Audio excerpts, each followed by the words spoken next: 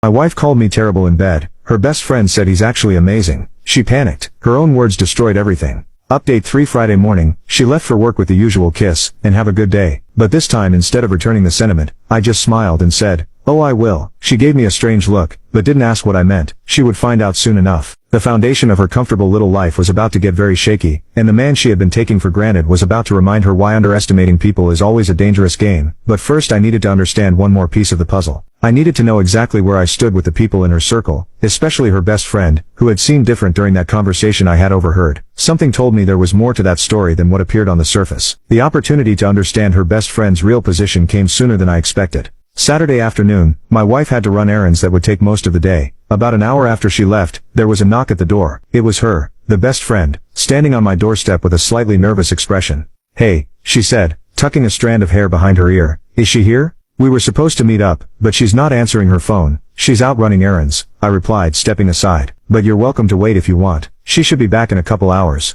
Actually, she hesitated, then looked directly at me. "Maybe I could just wait for a few minutes. I've been meaning to talk to you anyway." Interesting. This was definitely not a coincidence. I led her to the living room, the same space where I had heard my wife tear me apart just a week earlier. The irony wasn't lost on me. "Coffee?" I offered.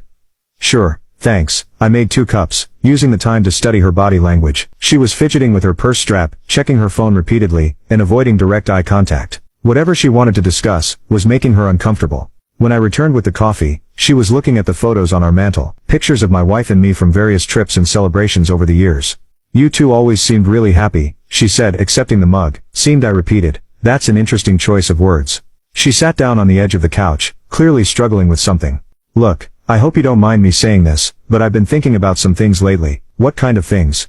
She took a sip of coffee, buying herself time. "The other night when we were all here for the party, some of the conversation got pretty intense." There it was. She was bringing up the conversation without me having to fish for it. "How so?" I asked, settling into the chair across from her. "Well, you know how girls can get when they're together. Sometimes they say things they probably shouldn't." She looked up at me then, gauging my reaction. I hope nothing we said was, I don't know, inappropriate. I leaned back, studying her face. She was testing the waters, trying to figure out how much I knew without revealing how much she remembered. "Define inappropriate," I said calmly. That made her pause. She was expecting me to either be oblivious, or to get defensive. My calm directness threw her off balance. "I just mean sometimes people exaggerate when they're trying to be funny, or they say things for shock value that don't really reflect how they actually feel. And you think that's what happened the other night?" She set her coffee down and finally looked directly at me. "I think some people were being unfair, and I think you deserve better than that." Now we were getting somewhere. Better than what exactly? I pressed. She ran her hands through her hair, clearly frustrated with the situation. "Look, I probably shouldn't be here. I probably shouldn't be saying any of this, but it's been bothering me all week." "What's been bothering you?" The way she talks about you sometimes. It's not right.